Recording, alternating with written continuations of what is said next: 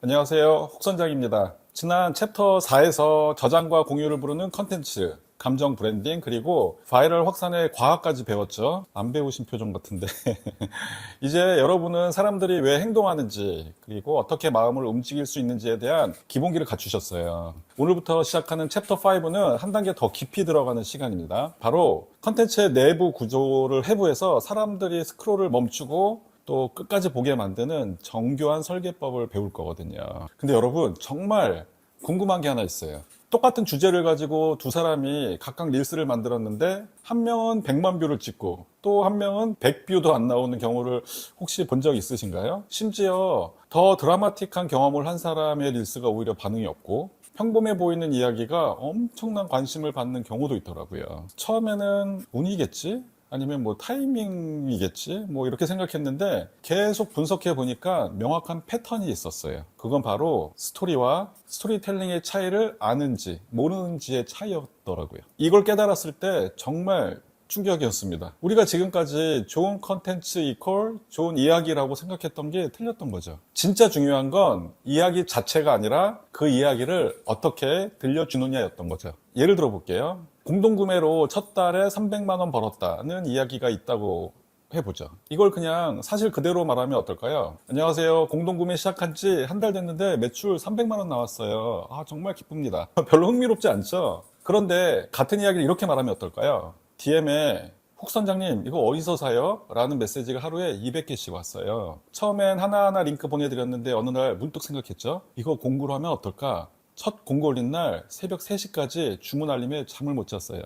그달 매출 보고 엄마가 그러더라고요. 아들 이제 진짜 사업자구나. 완전히 다른 느낌이죠. 똑같은 300만 원 이야기인데 두 번째는 마치 여러분이 그 상황을 함께 경험하고 있는 것 같은 느낌이 들지 않나요? 새벽 3시에 주문 알림 소리가 들리는 것 같고 또 엄마의 그 말씀이 얼마나 뭉클했을지 막 상상이 그려지지 않나요? 이게 바로 스토리와 스토리텔링의 차이예요. 같은 재료로도 완전히 다른 요리를 만들 수 있는 거죠.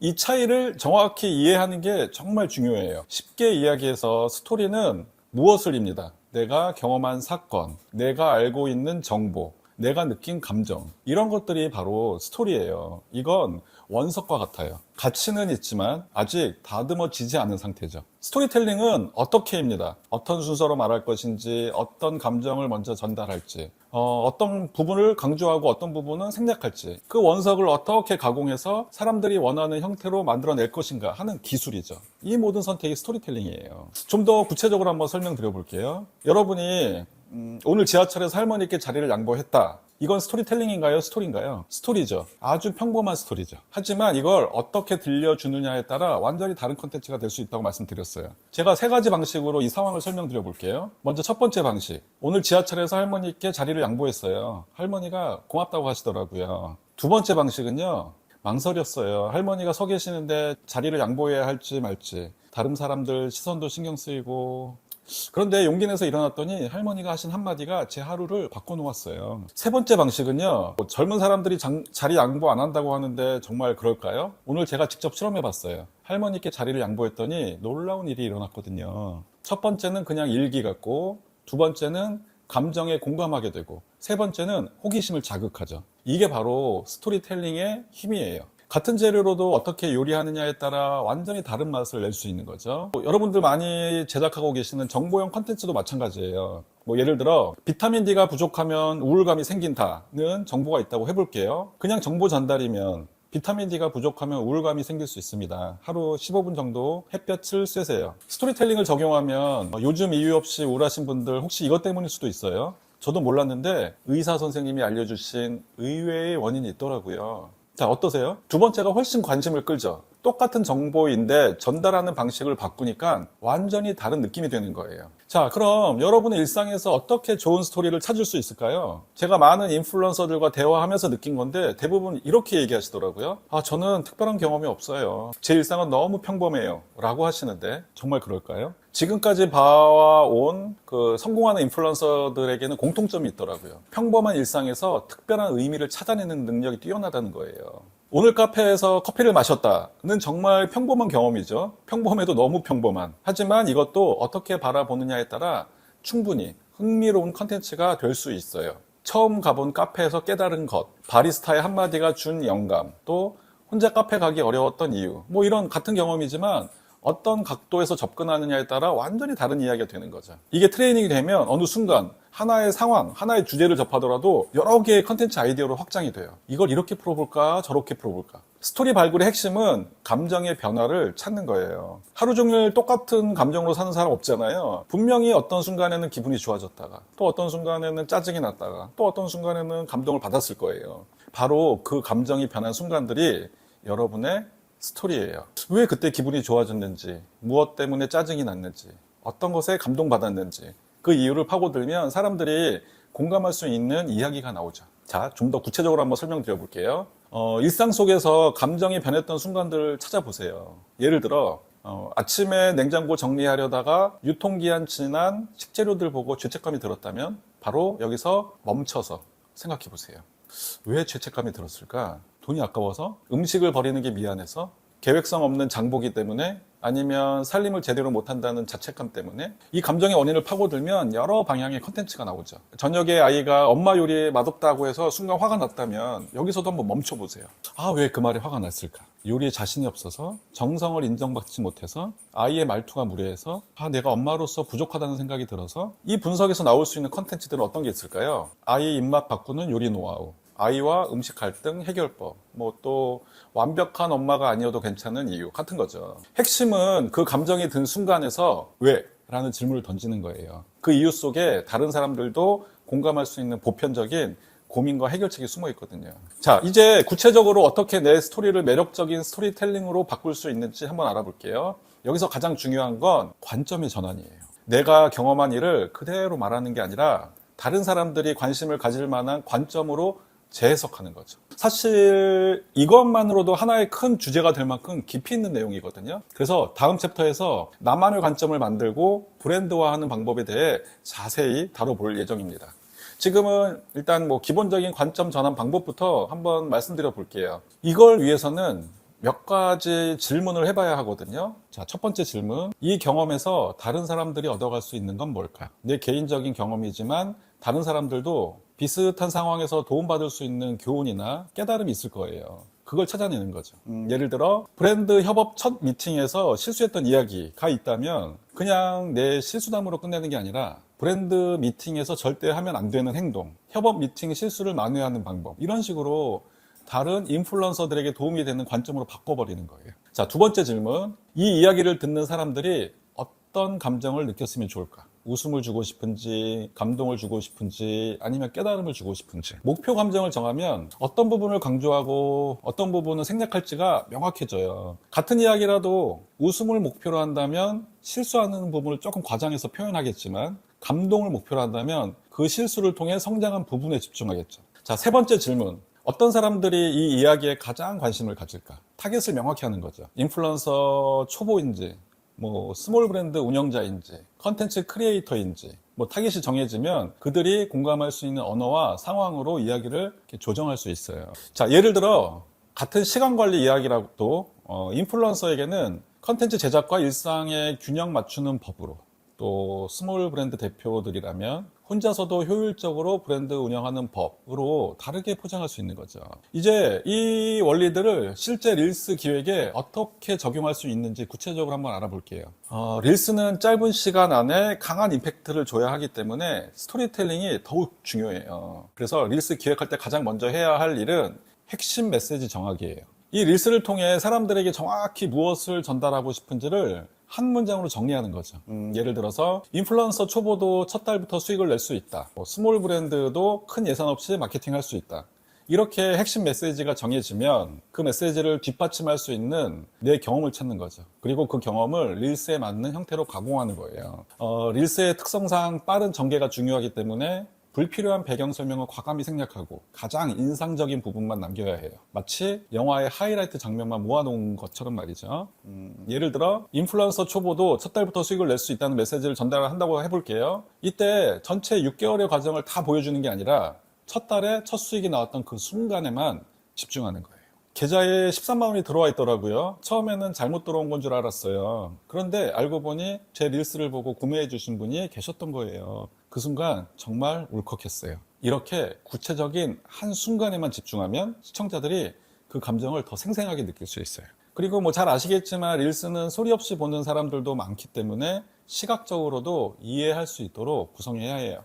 텍스트, 이미지, 표정, 몸짓 등을 모두 활용해서 메시지를 전달하는 거죠. 방금 예시로 든 내용을 릴스로 만든다면 계좌 화면을 보여주면서 놀란 표정을 짓고 첫 수익 13만 원이라는 텍스트를 크게 넣고 기쁨의 표정으로 전환하는 식으로 시각적 요소들을 활용할 수 있어요. 자, 이제 각 장르별로 어떻게 스토리텔링을 적용할 수 있는지 한번 자세히 살펴보도록 할게요. 계속 집중해서 따라와 주세요. 장르마다 시청자들의 기대와 소비 패턴이 다르기 때문에 그에 맞는 접근법을 사용해야 해요. 일상 브이로그라면 요즘 많이 하시죠? 평범함 속에 특별함을 찾는 게 핵심이에요. 누구나 하는 일상적인 행동에서 남들이 놓치는 특별한 의미나 재미를 발견하는 거죠. 이 장르에서 가장 중요한 건 관찰의 깊이예요. 같은 상황을 봐도 더 세심하게 관찰하고 그 안에서 인사이트를 찾아내는 능력이 필요하죠. 예를 들어 아침 루틴에 대한 컨텐츠라면 아침 30분이 하루를 결정한다는 관점으로 접근해서 각 행동이 하루에 어떤 영향을 미치는 스토리로 풀어내는 거예요. 물 한 잔부터 마시는 이유는 밤새 탈수된 몸을 깨우기 위해서예요. 이걸 안 하면 오전 내내 몽롱한 상태가 지속되더라고요.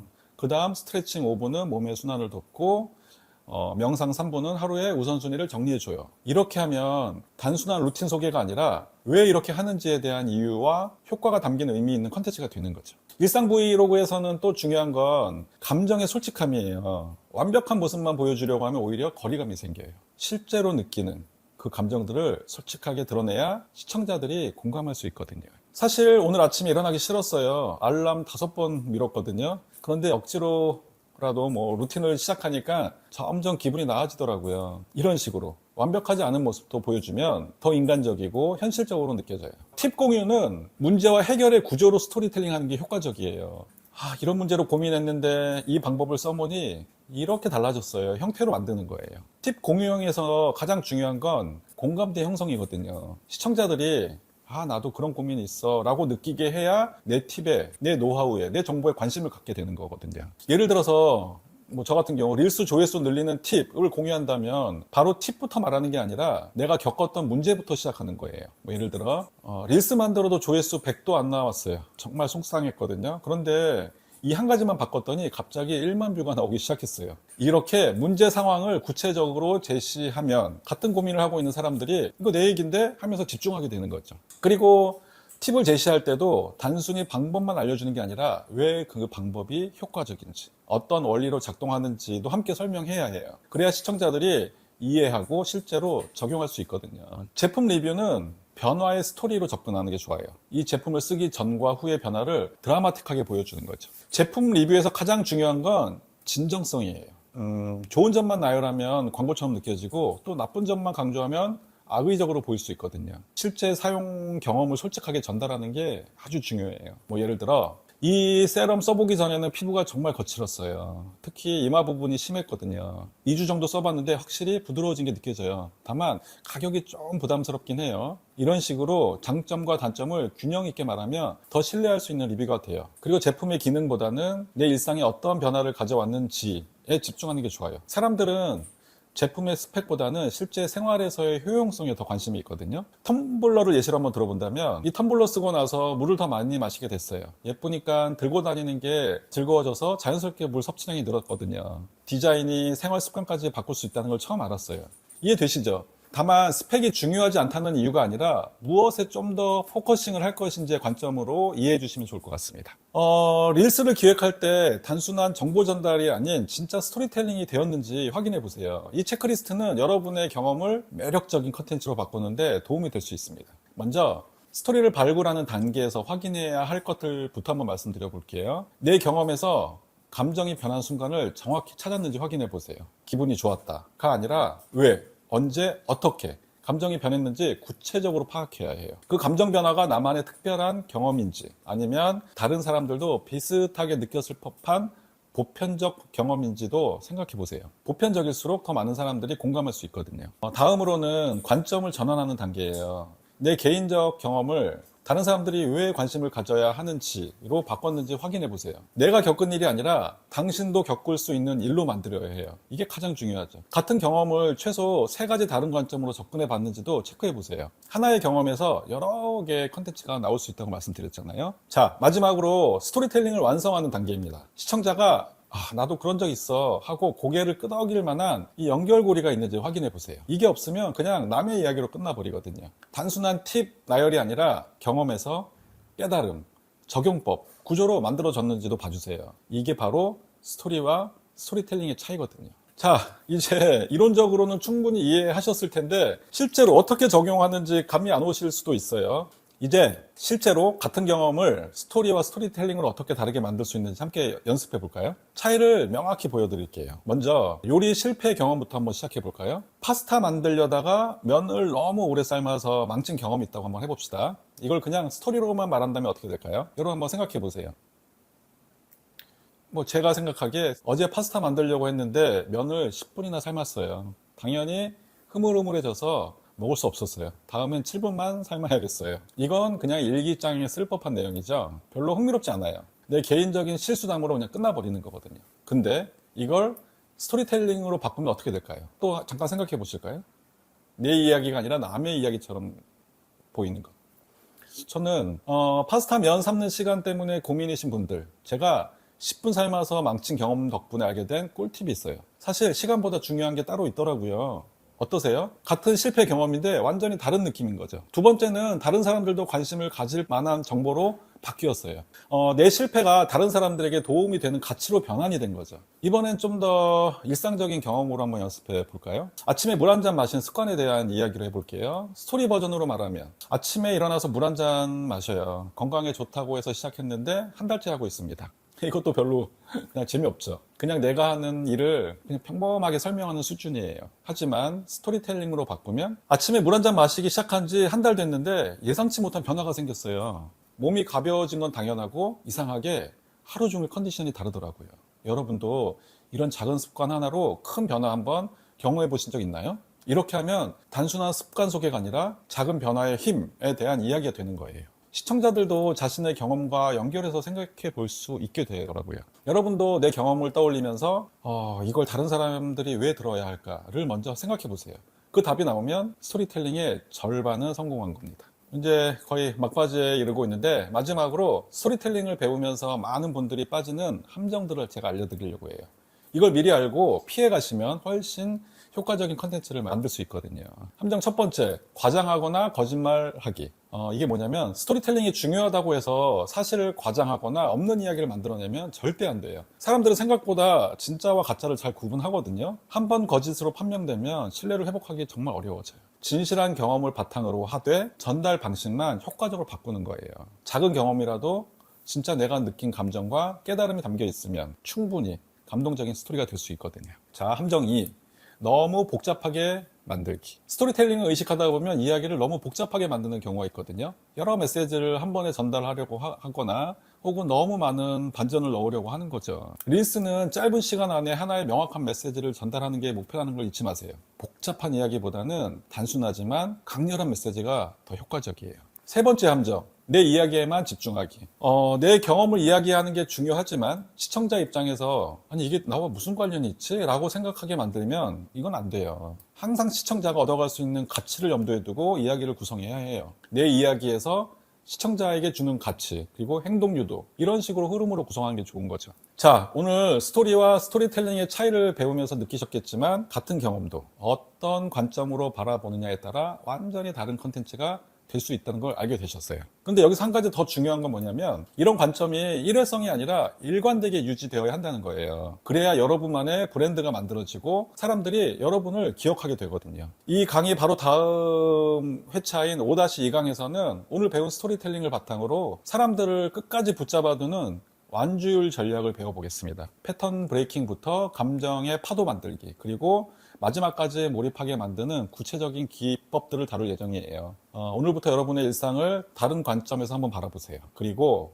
오늘 배운 체크리스트를 활용해서 하나씩 컨텐츠를 기획해 보세요. 분명히 지금과는 다른 반응을 경험하게 될 거예요. 자, 그럼 다 같이 스토리텔링 세계 속으로 컴온!